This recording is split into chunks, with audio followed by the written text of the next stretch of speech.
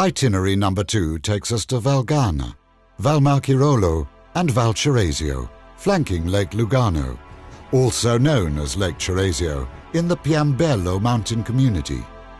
This trip offers many interesting things to discover, such as beautiful landscapes, arts and crafts, culture, and genuine food and wine.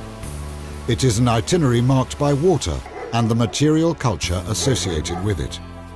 An extensive network of cycle tracks and hiking trails provides the opportunity to enjoy the delightful landscape here. Visitors are guaranteed a warm welcome and excellent accommodation at numerous farms belonging to the Varese Valleys Food Road Association.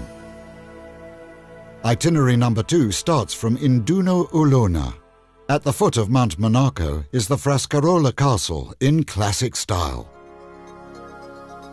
By bike is the best way to follow this itinerary along the Valgana cycle route, leading to the Lake Gana Nature Reserve.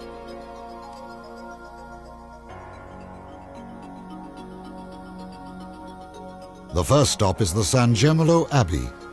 In the year 1095, the first 3 Benedictine monks established their headquarters in a little church in Ghana, which later, in 1160, was consecrated as an abbey dedicated to San Gemolo. The abbey extended its spiritual influence in Italy and Switzerland. A short detour takes us up the Poncione mountain to enjoy one of the best views of the whole itinerary.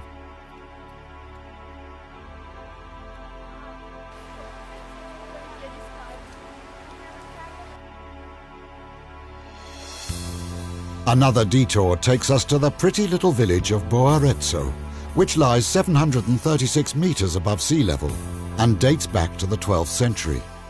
Boarezzo is a delightful village with painted walls, balconies and stables, where ancient traditions and arts and crafts come back to life.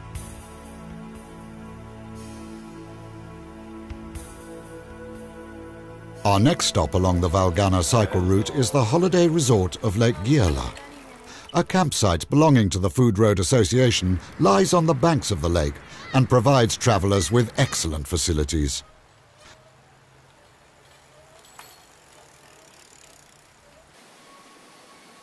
Just round the corner is another site of historical and cultural interest. The Giola Forge is a superb example of industrial archaeology.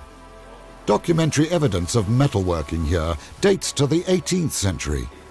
The original forge and its lovely setting make this a definite stop-off along the way.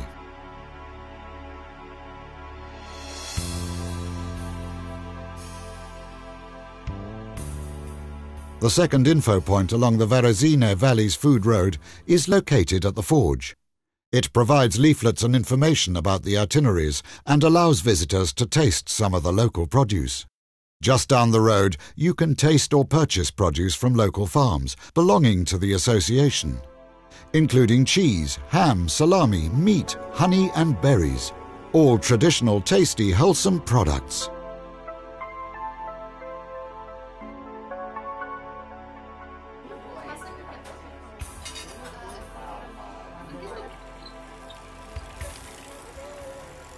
The next place of interest we come to is the old Rigamonte watermill, which is known to date back to at least 1787.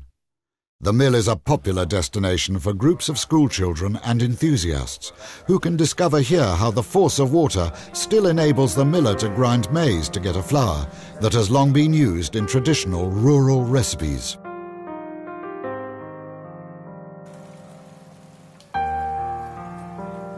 From the mill, the cycle track takes us to Cunardo, bearing witness to local arts and craftsmanship. The Robustelli siblings, who run Ibis Ceramics at Le Fornaci, meaning kilns, inherited the business their parents set up over 50 years ago. Abbiamo messo questo forno importante.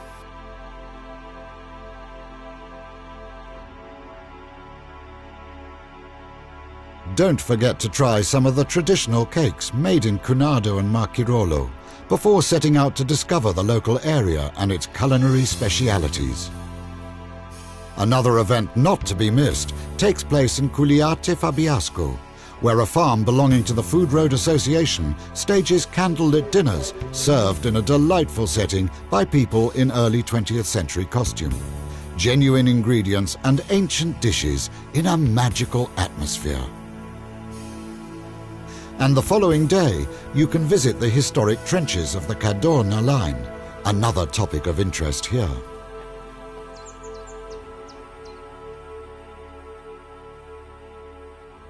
From Valmarchirolo, the cycle track takes us to the Argentera Park, with its beautiful natural setting and renovated old watermills. The old railway line has become one of the most interesting cycle routes in the whole region.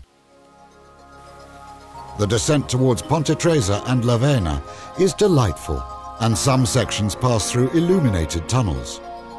Suddenly, the verdant landscape gives way to the blue expanse of water, and we find ourselves on the lakeside promenade in Lavena. Here we are on the border between Italy and Switzerland. Lavena and Ponte Tresa reflect the shimmering blue of the lake against a backdrop of verdant valleys. The landscape is particularly delightful. The info point is located in the old railway station, which has been renovated. Here you can find further details of the Food Road itineraries. Fishing is an ancient tradition in this area. One of the local members of the Food Road Association is a restaurant renowned for traditional dishes featuring freshly caught fish from the lake. The restaurant can also be reached from the lake. The most popular speciality served here is grilled fillet of perch, followed by traditional bread cake or another dessert.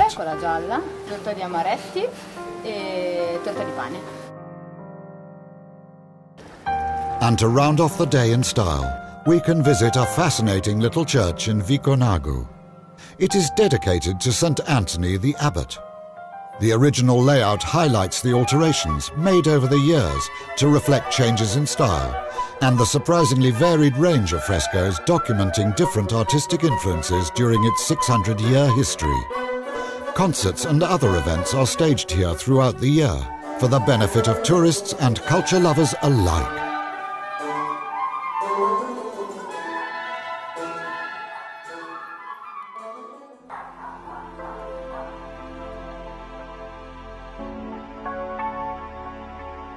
We now sail along the Swiss border from Ponte Tresa to Porto Ceresio, another of the lake's beauty spots. The dominant color, green or blue, changes wherever you look, accompanied by the rhythmical lapping of the waves. In Marzio, we visit a farm that makes excellent caprino cheese and goat's meat sausages, both local specialities. This relatively uninhabited area, with wide open spaces where the animals can graze freely, produces excellent quality milk and meat. Back on the lake, we proceed towards Porto Ceresio to visit the old town centre, which offers magnificent views of the lake. Monte San Giorgio, just over the border in Switzerland, has been designated a paleontological heritage site by UNESCO. If you wish to see the remains of a dinosaur, then the place to go is Bazzano in Valceresio, just down the road from Porto Ceresio. The museum here contains a unique collection of fossils unearthed locally. In one of the 5 rooms is a huge and unique specimen of Bezanosaurus leptorhynchus. Measuring 6 meters in length, it is the largest marine reptile fossil ever discovered in Italy. As we proceed along Valceresio, we come to the splendid Villa Cicogna Mozzoni in Bisuschio. This magnificent architectural complex was designed and built during the Renaissance. The earliest part of the building, a hunting lodge, is dated 1440. The second part was added in 1530 to create a proper stately home surrounded by gardens on various levels.